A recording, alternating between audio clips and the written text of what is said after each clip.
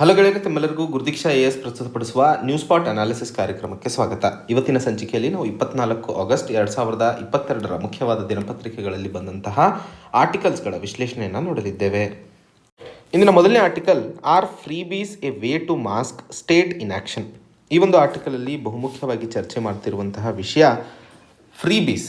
ಯಾಕಂದರೆ ಈ ವಿಷಯ ಬಹುಮುಖ್ಯವಾಗಿ ಅಥವಾ ಈ ಒಂದು ಚರ್ಚೆ ಶುರುವಾಗಿದ್ದು ಸರ್ವೋಚ್ಚ ನ್ಯಾಯಾಲಯ ಫ್ರೀಬೀಸ್ ಎಲೆಕ್ಷನ್ಸ್ ಸಂದರ್ಭದಲ್ಲಿ ರಾಜಕೀಯ ಪಕ್ಷದವರು ಜನರಿಗೆ ಕೊಡುತ್ತಾ ಇದ್ದಂತಹ ಆಶ್ವಾಸನೆಗಳಿಂದಾಗಿ ದೇಶದ ಆರ್ಥಿಕ ವ್ಯವಸ್ಥೆ ಮೇಲೆ ಆಗ್ತಾ ಇರುವಂತಹ ಹೊರೆಯನ್ನು ಆಧರಿಸಿ ದೇಶದಲ್ಲಿ ಫ್ರೀಬೀಸಿಗೆ ಅನುಗುಣವಾಗಿ ಒಂದು ಕಮಿಟಿಯನ್ನು ರಚನೆ ಮಾಡಬೇಕು ಅನ್ನುವಂತಹ ಮಾತು ಅಥವಾ ಒಂದು ಸನ್ನಿವೇಶ ಇವತ್ತಿನ ಸಂದರ್ಭದಲ್ಲಿ ನಾವು ನೋಡ್ತಾ ಇದ್ದೀವಿ.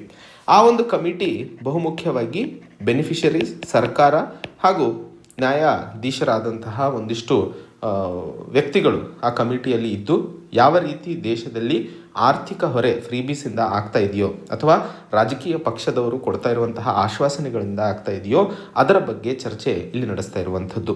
ಈ ಒಂದು ಆರ್ಟಿಕಲಲ್ಲಿ ಚರ್ಚೆ ಮಾಡ್ತಿರುವಂತಹ ವಿಷಯ ಬಹುಮುಖ್ಯವಾಗಿ ಸರ್ಕಾರಗಳು ಮಾಡಬೇಕಾದಂತಹ ಕೆಲಸಗಳನ್ನು ಮುಚ್ಚು ಹಾಕೋದಕ್ಕೆ, ಯಾಕಂದರೆ ಅವರಿಗೆ ಒಂದಿಷ್ಟು ಜವಾಬ್ದಾರಿಗಳಿರ್ತವೆ. ಆ ಜವಾಬ್ದಾರಿಯಿಂದ ತಪ್ಪಿಸಿಕೊಳ್ಳಲು ಈ ಫ್ರೀಬೀಸನ್ನು ಬಳಸ್ಕೊಳ್ತಾ ಇದ್ದಾರಾ ಅನ್ನುವಂತಹ ವಿಷಯಕ್ಕೆ ಸಂಬಂಧಿಸಿದಂತಹ ಚರ್ಚೆ ಬಹುಮುಖ್ಯವಾಗಿ ನಾವಿಲ್ಲಿ ಮಾತಾಡ್ತಿರುವಂಥದ್ದು. ಆ ಒಂದು ನಿಟ್ಟಿನಲ್ಲಿ ಈ ಒಂದು ಆರ್ಟಿಕಲ್ ನಮಗೆ ಬಹುಮುಖ್ಯವಾಗಿ UPSC ಜನರಲ್ ಸ್ಟಡೀಸ್ ಪೇಪರ್ 2 ಗವರ್ನೆನ್ಸಿಗೆ ಸಂಬಂಧಿಸಿದಂತೆ ಬಹುಮುಖ್ಯವಾದಂತಹ ಆರ್ಟಿಕಲ್ ಇದಾಗಿರುತ್ತದೆ. ಮೊದಲನೇ ಹಂತದಲ್ಲಿ ಈಗಾಗಲೇ ನಮಗೆ ಗೊತ್ತಿರೋ ಹಾಗೆ ಮಾರ್ಚ್ 2021ರಲ್ಲಿ ತುಲಂ ಸರ್ವನನ್ ಅನ್ನುವಂತಹ ಒಬ್ಬರು ವ್ಯಕ್ತಿ ಮದುರೈ ಸೌತ್ ಕಾನ್ಸ್ಟಿಟ್ಯುಯೆನ್ಸಿಯಿಂದ ಎಲೆಕ್ಷನ್ಗೆ ನಿಂತಹ ಸಂದರ್ಭದಲ್ಲಿ ಅವರು ಅಲ್ಲಿನ ಜನರಿಗೆ ಕಾರು ಹಾಗೂ ಪ್ರತಿಯೊಂದು ಮನೆಗೆ ಒಂದು ರೋಬೋಟ್ ಆಧಾರಿತ ಮನೆ ಕೆಲಸ ಮಾಡುವಂತಹ ಒಂದು ರೋಬೋಟು, ಹೀಗೆ ಸುಮಾರು 1 ಕೋಟಿಗಿಂತಲೂ ಹೆಚ್ಚಿನ ಹಣವನ್ನು ಖರ್ಚು ಮಾಡಿದರು. ಜನರಿಗೆ ಮನೆಯಲ್ಲಿ ತಂಪಾಗಿರುವಂತಹ ವ್ಯವಸ್ಥೆಯನ್ನು ಸಹ ಅವರು ತಮ್ಮ ಹಣದಿಂದ ಮಾಡಿದರು. ಹಾಗಾಗಿದ್ದರೂ ಸಹ ಅವರು ಎಲೆಕ್ಷನ್ನಲ್ಲಿ ಸೋತಿದ್ದರು. ಹೀಗೆ ಬೇರೆ ಬೇರೆ ಕ್ಷೇತ್ರಗಳಲ್ಲಿ ಬೇರೆ ಬೇರೆ ರಾಜ್ಯಗಳಲ್ಲಿ ಆಗ್ತಾ ಇರುವಂತಹ ಇವತ್ತಿನ ಸಂದರ್ಭದಲ್ಲಿ ರಾಜಕೀಯ ವ್ಯವಸ್ಥೆಗಳು ಏನು ಆಶ್ವಾಸನೆಗಳನ್ನು ಕೊಡ್ತಾ ಇದ್ದಾರೋ ಅವು ನಿಜವಾಗಿಯೂ ಎಷ್ಟರ ಮಟ್ಟಿಗೆ ನಿಲ್ತಾ ಇದ್ದಾವೆ. ಎಲೆಕ್ಷನ್ಸ್ ಮುಂಚೆ ಹೇಳೋದೊಂದು, ಎಲೆಕ್ಷನ್ಸ್ ಆದಮೇಲೆ ಹೇಳೋದೊಂದು. ಉದಾಹರಣೆಗೆ 1967ರ DMK ಫೌಂಡರ್ CN ಅಣ್ಣಾದುರೈ ಅವರು ಆಗಿನ ಎಲೆಕ್ಷನ್ಸ್ನಲ್ಲಿ 4.5 kg ಅಕ್ಕಿಯನ್ನು 1 ರೂಪಾಯಿಗೆ ಕೊಡ್ತೀನಿ ಅನ್ನುವಂತಹ ಭರವಸೆಯನ್ನು ಕೊಟ್ಟಿದ್ದರು. ಆದರೆ ಎಲೆಕ್ಷನ್ಸ್ ಮುಗಿದಂತಹ ಸಂದರ್ಭದಲ್ಲಿ 4.5 kg ಕೊಡೋಕ್ಕೆ ಸಾಧ್ಯನೇ ಆಗಲಿಲ್ಲ.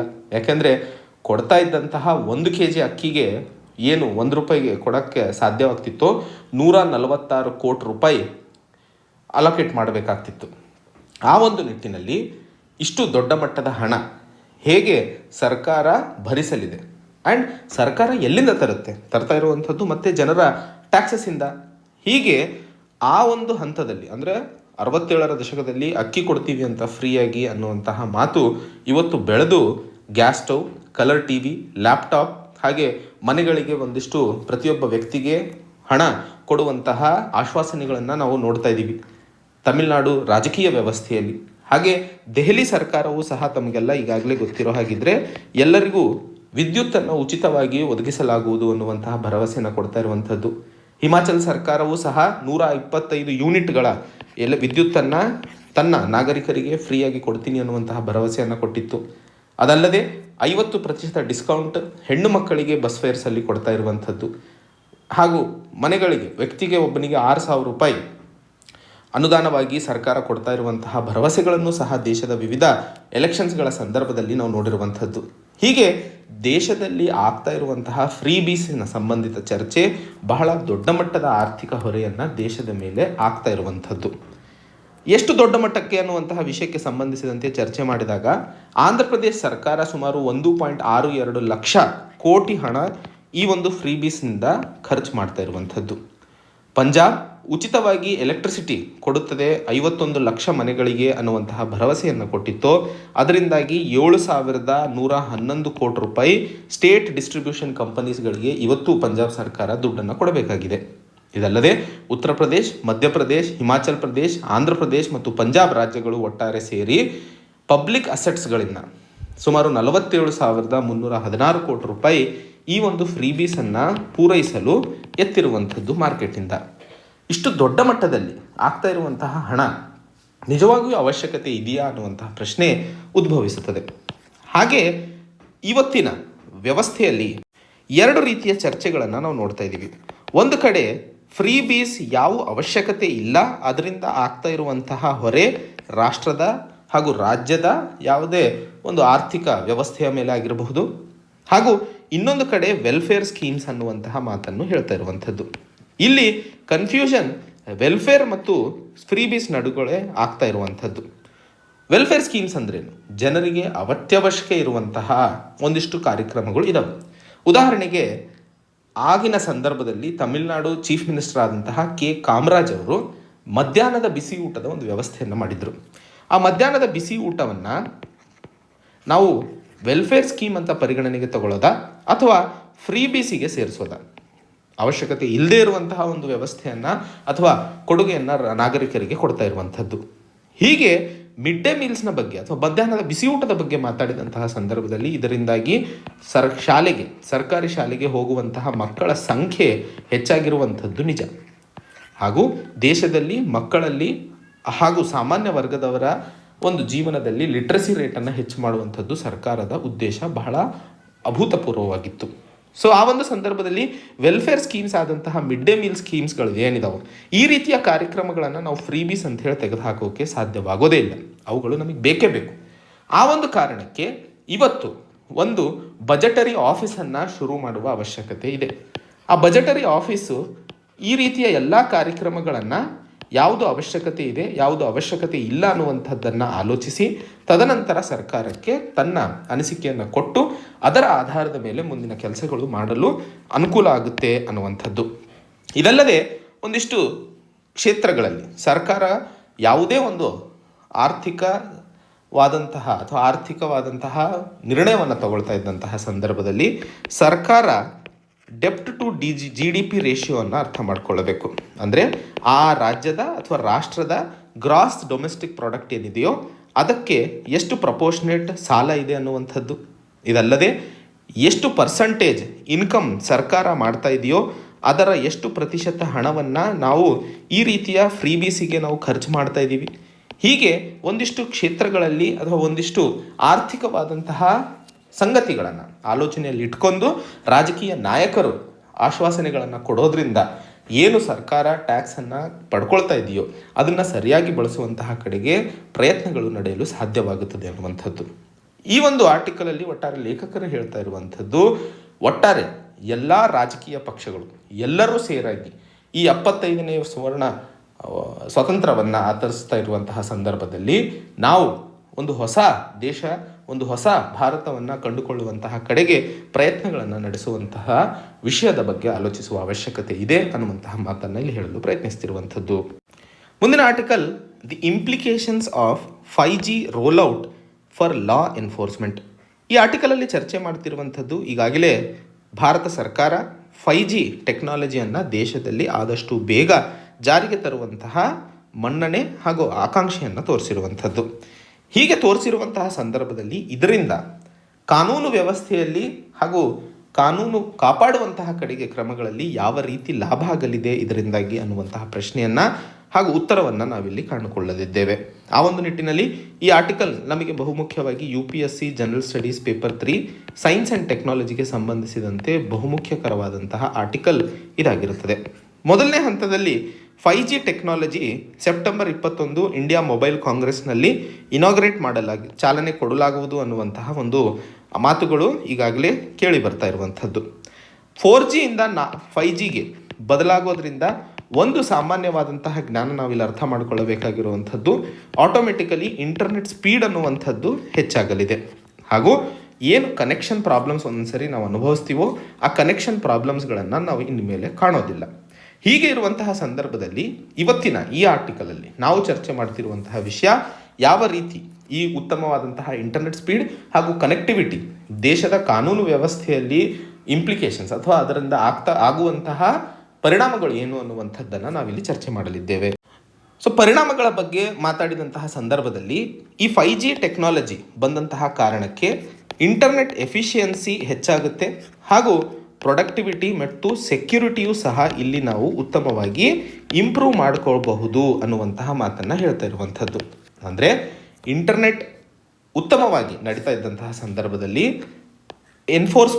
ಲಾ ಎನ್ಫೋರ್ಸ್ಮೆಂಟ್ ಅವರು ರಿಯಲ್ ಟೈಮಲ್ಲಿ ಇನ್ಫಾರ್ಮೇಷನ್ ಹಾಗೂ ಮಾಹಿತಿಯನ್ನು ಪಡ್ಕೋಬಹುದು.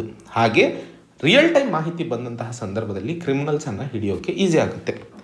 ಎರಡನೇ ಹಂತದಲ್ಲಿ ಈ 5G ಟೆಕ್ನಾಲಜಿಯ ಹೈ ಬ್ಯಾಂಡ್ವಿಡ್ತ್ ಹಾಗೂ ಲೋ ಲೇಟೆನ್ಸಿ ಅಂತಂದರೆ ಇಲ್ಲಿ ಇಂಟರ್ನೆಟ್ ಮಾಹಿತಿ ಏನು ಟ್ರಾನ್ಸ್ಫರ್ ಆಗ್ತಾ ಇರುತ್ತೋ ಅದರಲ್ಲಿ ಯಾವುದೇ ಕಡಿತಗಳು ಇರೋದಿಲ್ಲ. ಹೀಗೆ ಇದ್ದಂತಹ ಕಾರಣಕ್ಕೆ ಬಾಡಿ ಕ್ಯಾಮ್ರಾಗಳು ಏನು ಪೊಲೀಸರು ಉಪಯೋಗಿಸ್ತಾರೋ, facial recognition technology, automatic number plate recognition, ಏನು ಡ್ರೋನ್ಸ್, ಹೀಗೆ ಮಹತ್ತರವಾದಂತಹ ತಾಂತ್ರಿಕ ಬೆಳವಣಿಗೆಗಳಾಗ್ತಿದ್ದಾವೆ. ಅವುಗಳನ್ನು ಲಾ ಎನ್ಫೋರ್ಸ್ಮೆಂಟ್ ಏಜೆನ್ಸಿಗಳು ಉಪಯೋಗಿಸಲು ಸಾಧ್ಯವಾಗುತ್ತದೆ. ಉತ್ತಮವಾದಂತಹ ಇಮೇಜಸ್ಗಳು, ಭಾವಚಿತ್ರಗಳು ಇಲ್ಲಿ ಬಹಳ ಉತ್ತಮವಾದಂತಹ ಕ್ವಾಲಿಟಿದು ಕಂಟ್ರೋಲ್ ಹಾಗೂ ಕ್ಯಾಪ್ಚರ್ ಮಾಡೋಕ್ಕೆ ಸಾಧ್ಯವಾಗೋದ್ರಿಂದ ನಾವು ಹೆಚ್ಚಿನ ಲಾಭವನ್ನು ಕಾಣಿಸ್ಕೊಳ್ಳಲು ಸಾಧ್ಯವಾಗುತ್ತದೆ. ಇದಲ್ಲದೆ 5G ಟೆಕ್ನಾಲಜಿ ಸ್ಟೋರೇಜ್ ಕೆಪಾಸಿಟಿಯನ್ನು ಸಹ ಹೆಚ್ಚಿಸುತ್ತದೆ. ಆವಾಗ ನಾವು ಹೆಚ್ಚಿನ ಮಾಹಿತಿಯನ್ನು ಪೊಲೀಸರು ಸ್ಟೋರ್ ಮಾಡಿ ಅದನ್ನು ದೇಶದ ಸಿವಿಲಿಯನ್ ಮತ್ತು ಎಮರ್ಜೆನ್ಸಿ ಸಂದರ್ಭಗಳಲ್ಲಿ ಉಪಯೋಗಿಸಲು ಇದು ಅನುಕೂಲವಾಗುತ್ತದೆ ಅನ್ನುವಂಥದ್ದು. ಆದರೆ ಯಾವುದೇ ನಾಣ್ಯಕ್ಕೆ ಎರಡು ಮುಖಗಳು ಇದ್ದ ಹಾಗೆ ಒಂದು ಕಡೆ ಲಾಭವನ್ನು ತೋರಿಸ್ತಾ ಇರುವಂತಹ 5G ಟೆಕ್ನಾಲಜಿ ಇನ್ನೊಂದು ಕಡೆ ಚಾಲೆಂಜಸನ್ನು ಸಹ ಎತ್ತಿ ತೋರಿಸುತ್ತದೆ. ಚಾಲೆಂಜಸ್ಗಳ ಬಗ್ಗೆ ಮಾತಾಡಿದಾಗ ಮೊದಲನೇ ಹಂತದಲ್ಲಿ ತಂತ್ರಜ್ಞಾನ ಬೆಳೀತಾ ಇದ್ದಂತಹ ಸಂದರ್ಭದಲ್ಲಿ ಆ ತಂತ್ರಜ್ಞಾನದಿಂದ ಲಾಭವನ್ನು ಪಡ್ಕೋಬೇಕು ಅಂದರೆ ಲಾ ಎನ್ಫೋರ್ಸ್ಮೆಂಟ್ ಏಜೆನ್ಸಿಗಳು ಆ ತಂತ್ರಜ್ಞಾನದ ಬಳಕೆಯನ್ನು ಮಾಡುವಂತಹ ಟೂಲ್ಸ್ಗಳನ್ನು ಸಹ ಪಡ್ಕೊಂಡಿರಬೇಕು. ಯಾಕಂದರೆ ಅದ್ರ ಜ್ಞಾನ, ಟೂಲ್ಸ್ ಎರಡು ಇನ್ಫ್ರಾಸ್ಟ್ರಕ್ಚರ್ ಇಲ್ಲದೇ ಇದ್ದಂತಹ ಸಂದರ್ಭದಲ್ಲಿ ಅದರಿಂದ ಲಾಭ ಪಡ್ಕೊಳ್ಳಲು ಸಾಧ್ಯವಾಗೋದಿಲ್ಲ. ಇವತ್ತಿನ ಸಂದರ್ಭದಲ್ಲಿ ಪೊಲೀಸರು ಔಟ್ಡೇಟೆಡ್ ಟೆಕ್ನಾಲಜಿಯನ್ನು ಬಳಸ್ತಾ ಇರುವಂತಹ ಸಂದರ್ಭದಲ್ಲಿ ಎಷ್ಟರ ಮಟ್ಟಿಗೆ 5G ಟೆಕ್ನಾಲಜಿ ಲಾ ಎನ್ಫೋರ್ಸ್ಮೆಂಟ್ಗೆ ಅನುಕೂಲ ಆಗುತ್ತೆ ಅನ್ನುವಂತಹ ಪ್ರಶ್ನೆ ಎದ್ದು ನಿಲ್ಲುವಂಥದ್ದು. ಆ ಕಾರಣಕ್ಕೆ ಹೊಸ ತಂತ್ರಜ್ಞಾನ ಬಳಸಲು ಟೂಲ್ಸ್, ಸಾಫ್ಟ್ವೇರ್ ಮತ್ತು ಇನ್ಫ್ರಾಸ್ಟ್ರಕ್ಚರನ್ನು ಈ ಒಂದು ಲಾ ಎನ್ಫೋರ್ಸ್ಮೆಂಟ್ಗಳಿಗೆ ಒದಗಿಸುವ ಅವಶ್ಯಕತೆ ಇದೆ. ಇವತ್ತಿನ ಸಂದರ್ಭದಲ್ಲಿ ಸೈಬರ್ ಸೆಕ್ಯೂರಿಟಿಗೆ ಸಂಬಂಧಿಸಿದಂತೆ ಬಹಳಷ್ಟು ಚರ್ಚೆಗಳು ನಾವು ಮಾಡ್ತೀವಿ. ಈ 4G ಟೆಕ್ನಾಲಜಿವರೆಗೂ ನಾವು ಹೆಚ್ಚಿನ ಹಾರ್ಡ್ವೇರ್ಸ್ಗಳನ್ನು ಬಳಸ್ತಾ ಇದ್ವಿ. ಈಗ ತಮಗೆಲ್ಲ ಗೊತ್ತಿದ್ದರೆ ಆಪ್ಟಿಕಲ್ ಫೈಬರ್ ಆಯಿತು ಅಥವಾ ವೈರ್ಡ್ ಕನೆಕ್ಷನ್ಸ್ಗಳನ್ನು ನೋಡ್ತಾ ಇದ್ವಿ. ಆದರೆ 5G ಟೆಕ್ನಾಲಜಿ ಪೂರ್ತಿ ಡಿಜಿಟಲ್ ಆಗಿ ನಡೆಯುವಂಥದ್ದು. ಈ ಡಿಜಿಟಲ್ ಆಗಿ ನಡೆಯುವಂತಹ ಕಾರಣಕ್ಕೆ ಹೆಚ್ಚಿನ ಅಟ್ಯಾಕ್ಸ್ಗಳು, ಅದರ ಮಾಹಿತಿಯನ್ನು ಕದ್ಕೊಳ್ಳುವಂಥದ್ದು ಬಹಳ ಸುಲಭ ಆಗುತ್ತೆ. ಯಾರ್ಯಾರು ಕ್ರಿಮಿನಲ್ ಆ್ಯಕ್ಟಿವಿಟೀಸ್ಗಳು ಮಾಡ್ತಾರೋ ಅವರಿಗಂತೂ ಇದು ಒಂದು ಹೊಸ ಆವಿಷ್ಕಾರ ಮತ್ತು ಒಂದು ಹೊಸ ಅವಕಾಶ ಮಾಡಿಕೊಟ್ಟಂಗಾಗುತ್ತೆ. ಮೊದಲನೇ ಹಂತದಲ್ಲಿ ಯಾವಾಗಾದರೂ ಡೇಟಾ ಬ್ರೀಚ್ ಮಾಡಬೇಕು ಅಂತಂದರೆ ಹೋಗಿ ನಮ್ದು ಏನಾದರೂ ಒಂದು ಡಿವೈಸನ್ನು ಆ ಒಂದು ವೈರ್ಗಳ ಜೊತೆಗೆ connect ಮಾಡಬೇಕಾಗ್ತಿತ್ತು.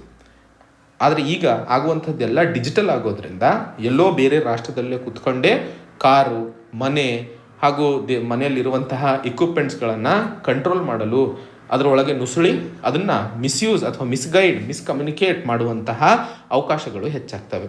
So internet of things ಏನು ಮನುಷ್ಯರ ಜೀವನವನ್ನು ಸುಗಮವಾಗಿಸುವಂತಹ ಒಂದು ಕನಸು ಹಾಗೂ ಒಂದು ಹೊಸ ಪ್ರಪಂಚವನ್ನು ತೋರಿಸ್ತಾ ಇದೆಯೋ ಅದು ಮಾರಕವಾಗುವಂತಹ ಸಾಧ್ಯತೆಗಳು ಹೆಚ್ಚಾಗ್ತವೆ ಅನ್ನುವಂಥದ್ದನ್ನು ಹೇಳ್ತಾ ಇರುವಂಥದ್ದು.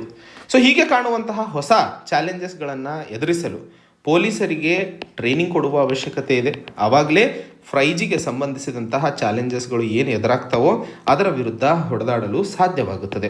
ಇದಲ್ಲದೆ ಸರ್ಕಾರ ಟೆಲಿಕಾಂ ಕಂಪನೀಸಿಂದ ಸಿಗುವಂತಹ ಮಾಹಿತಿಯನ್ನು ಉಪಯೋಗಿಸಲು ಸರಿಯಾದ ಇನ್ಫ್ರಾಸ್ಟ್ರಕ್ಚರನ್ನು ಸಹ ಡೆವಲಪ್ ಮಾಡಬೇಕು. ಆವಾಗಲೇ ಆ ಮಾಹಿತಿಯನ್ನು ನಾವು ಉಪಯೋಗಿಸಿ ಸರಿಯಾದ ಸಂದರ್ಭದಲ್ಲಿ ಕಳ್ಳರನ್ನು ಹಿಡಿಯಲು ಸಾಧ್ಯವಾಗುತ್ತದೆ. ಇದಲ್ಲದೆ ಒಂದು 5G ಟೆಕ್ನಾಲಜಿ ಕ್ರೈಮ್ಗಳು ಏನು ನಡೀತಾವೆ ಅವುಗಳಿಗೆ ಸಂಬಂಧಿಸಿದಂತೆ ಒಂದು ರೆಗ್ಯುಲೇಷನ್, ಒಂದು ಲಿಮಿಟೇಷನ್ಸ್ಗಳನ್ನು ತರುವ ಅವಶ್ಯಕತೆ ಇದೆ. ಇದಲ್ಲದೆ ಈ ರೆಗ್ಯುಲೇಷನ್ಸ್ಗಳು ಟೆಲಿಕಾಂ ಕಂಪನಿಗಳಿಗೂ ಹಾಗೂ ಲಾ ಎನ್ಫೋರ್ಸ್ಮೆಂಟ್ ಆಫೀಸರ್ಸ್ಗಳಿಗೂ ಅನ್ವಯವಾಗುತ್ತೆ. ಯಾಕಂದರೆ ಯಾವುದೇ ತಂತ್ರಜ್ಞಾನವನ್ನು ಉತ್ತಮವಾದಂತಹ ಕಡೆಗೆ ಬಳಸೋದಲ್ಲದೆ ಅದನ್ನು ಸಮಾಜದ ವಿರುದ್ಧವೂ ಸಹ ಬಳಸಲು ಸಾಧ್ಯವಾಗುತ್ತದೆ. ಸೊ ಆ ಒಂದು ನಿಟ್ಟಿನಲ್ಲಿ ಒಂದಿಷ್ಟು ಅಂಶಗಳ ಬಗ್ಗೆ ಆಧಾರವಾಗಿಟ್ಕೊಂಡು ಮುಂಬರುವಂತಹ ದಿನಗಳಲ್ಲಿ ಟೆಲಿಕಾಂ ರೆಗ್ಯುಲೇಟರಿ ಅಥಾರಿಟಿ ಇಂಡಿಯಾ ಹೇಳಿದ ಹಾಗೆ ಭಾರತ ಸರ್ಕಾರ ಒಂದು ರಾಷ್ಟ್ರೀಯ ರೋಡ್ ಮ್ಯಾಪನ್ನು ಡೆವಲಪ್ ಮಾಡಬೇಕು. ಯಾವ ಮಟ್ಟದಲ್ಲಿ ನಾವು 5G ಟೆಕ್ನಾಲಜಿಯನ್ನು ಉತ್ತಮವಾಗಿ ಬಳಸಲು ಸಾಧ್ಯವಾಗುತ್ತದೆ, ಕಾನೂನು ವ್ಯವಸ್ಥೆಯನ್ನು ಕಾಪಾಡುವಂತಹ ನಿಟ್ಟಿನಲ್ಲಿ ಅನ್ನುವಂತಹ ಮಾತನ್ನು ಸೀರಿಯಸ್ ಆಗಿ ತಗೊಂಡು ಅದ್ರ ಮೇಲೆ ಕೆಲಸ ಮಾಡುವ ಅವಶ್ಯಕತೆ ಇದೆ ಅನ್ನುವಂತಹ ಮಾತನ್ನು ಇಲ್ಲಿ ಹೇಳಲು ಪ್ರಯತ್ನಿಸ್ತಿರುವಂಥದ್ದು. ಮುಂದಿನ article, the case of the missing scientific Indian. ಈ ಆರ್ಟಿಕಲಲ್ಲಿ ಚರ್ಚೆ ಮಾಡ್ತಿರುವಂತಹ ವಿಷಯ ಬಹುಮುಖ್ಯವಾಗಿ ಭಾರತ 75ನೇ ಅಮೃತ್ ಮಹೋತ್ಸವವನ್ನು ಆಚರಿಸ್ತಾ ಇದೆ. ನಮಗೆಲ್ಲ ಗೊತ್ತಿದೆ, ಈ 75 ವರ್ಷಗಳ ಅಮೃತ್ ಮಹೋತ್ಸವ ಸಂದರ್ಭದಲ್ಲೂ ಸಹ ನಾವು ದೇಶದಲ್ಲಿ ವೈಜ್ಞಾನಿಕವಾದಂತಹ ಲಿಟ್ರಸಿಯನ್ನು, ವೈಜ್ಞಾನಿಕವಾದಂತಹ ಆಲೋಚನೆಯನ್ನು ಜನರಲ್ಲಿ ಹುಟ್ಟಿಸೋಕೆ ಸಾಧ್ಯವಾಗಿಲ್ಲ. ಅದಕ್ಕೆ ಮೂಲ ಕಾರಣ ಸೈಂಟಿಸ್ಟ್ಗಳು ಸಹ ಅನ್ನುವಂತಹ ಮಾತನ್ನು ಇಲ್ಲಿ ಹೇಳಲು ಪ್ರಯತ್ನಿಸ್ತಿರುವಂಥದ್ದು. ಸೊ ಯಾಕೆ ದೇಶದಲ್ಲಿ ನಾವು ಈ ಒಂದು ಸೈನ್ಸ್ ಲಿಟ್ರಸಿ, ವೈಜ್ಞಾನಿಕವಾದಂತಹ ಚಿಂತನೆಯನ್ನು ಜನರಲ್ಲಿ ಬೆಳೆಸಲು ಸಾಧ್ಯವಾಗಿಲ್ಲ ಅನ್ನುವಂಥದ್ದು. ಆ ಒಂದು ವಿಷಯಕ್ಕೆ ಸಂಬಂಧಿಸಿದಂತೆ ಚರ್ಚೆ ಮಾಡ್ತಾ ಇರುವಂತಹ ಸಂದರ್ಭದಲ್ಲಿ ಈ ಒಂದು ಆರ್ಟಿಕಲ್ ನಮಗೆ UPSC general studies paper 3 science and ಟೆಕ್ನಾಲಜಿಗೆ ಸಂಬಂಧಿಸಿದಂತೆ ಬಹುಮುಖ್ಯವಾಗಿ ಅನುಕೂಲವಾಗುವಂಥದ್ದು. ಮೊದಲನೇ ಹಂತದಲ್ಲಿ ನಮಗೆಲ್ಲ ಗೊತ್ತು, ಸಂವಿಧಾನದಲ್ಲಿ article 51A directive principles of state ಪಾಲಿಸಿಯನ್ನು ತೋರಿಸುತ್ತದೆ.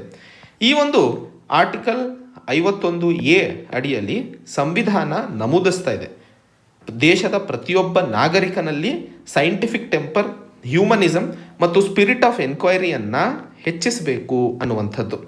ಸೊ ಈ scientific temper, spirit of enquiry ಹಾಗೂ ಹ್ಯೂಮನಿಸಮನ್ನು ಬೆಳೆಸುವಂತಹ ಕಡೆಗೆ ಸರ್ಕಾರ ಕೆಲಸವನ್ನು ಮಾಡಬೇಕು ಅನ್ನುವಂತಹ ಮಾತನ್ನು ಈ ಒಂದು ಸಂವಿಧಾನವೇ ತೋರಿಸ್ಕೊಡ್ತಾ ಇದೆ. ಬಟ್ ಆ ವಿಷಯಕ್ಕೆ ಸಂಬಂಧಿಸಿದಂತೆ ನಾವು ಏನಾದರೂ ಸಾಧನೆ ಮಾಡಿದ್ದೀವಾ? ಒಂದಿಷ್ಟು ಕ್ಷೇತ್ರಗಳಲ್ಲಿ ಮಾಡಿದ್ದೀವಿ. ಮಾಲಿಕ್ಯುಲರ್ ಬಯಾಲಜಿ, ಅಗ್ರಿಕಲ್ಚರ್, ಫಾರ್ಮಾಸ್ಯೂಟಿಕಲ್, ಆಮೇಲೆ ಒಂದಿಷ್ಟು ಕೆಮಿಸ್ಟ್ರಿ ಕ್ಷೇತ್ರಗಳಲ್ಲಿ, ಬಾಹ್ಯಾಕಾಶ ಕ್ಷೇತ್ರಗಳಲ್ಲಿ ನಮ್ಮ ಒಂದಿಷ್ಟು ಬೆಳವಣಿಗೆ ಇದೆ. ಬಟ್ ಜನರಲ್ಲಿ ನಾವು ಇದರಿಂದ ಏನಾದರೂ ಸೈಂಟಿಫಿಕ್ ಆಲೋಚನೆ ಹಾಗೂ ಸೈಂಟಿಫಿಕ್ ಆದಂತಹ ಥಿಂಕಿಂಗನ್ನು ಬೆಳೆಸೋದಕ್ಕೆ ಸಫಲರಾಗಿದ್ದೀವಾ ಅನ್ನುವಂಥದ್ದು. ಉದಾಹರಣೆಗೆ ಇವತ್ತಿನ ಸಂದರ್ಭದಲ್ಲೂ ಸಹ ಗೋಮೂತ್ರದಿಂದ ಮನುಷ್ಯನಿಗೆ ಒಂದಿಷ್ಟು ಲಾಭಗಳಿದ್ದಾವೆ ಅನ್ನುವಂತಹ ಮಾತನ್ನು ಎಲ್ಲರೂ ಒಪ್ಕೋತೀವಿ. ಆದರೆ ವೈಜ್ಞಾನಿಕವಾಗಿ ಎಲ್ಲೂ ಸಹ ರುಜು ಆಗಿಲ್ಲ ಗೋಮೂತ್ರದಿಂದ ಯಾವುದಾದರೂ ಲಾಭಗಳು ಮನುಷ್ಯನಿಗೆ ಇದಾವ ಇಲ್ವಾ ಅನ್ನುವಂಥದ್ದು. ನಾವೆಲ್ಲರೂ ಧಾರ್ಮಿಕವಾಗಿ ಒಪ್ಕೊಂಡ್ಬಿಟ್ಟಿದ್ದೀವಿ ಗೋಮಾತೆಯಿಂದ ನಮಗೆ ಒಳ್ಳೆಯದಾಗುತ್ತೆ ಅಂತ. ಅದು ಒಳ್ಳೆಯದೇ.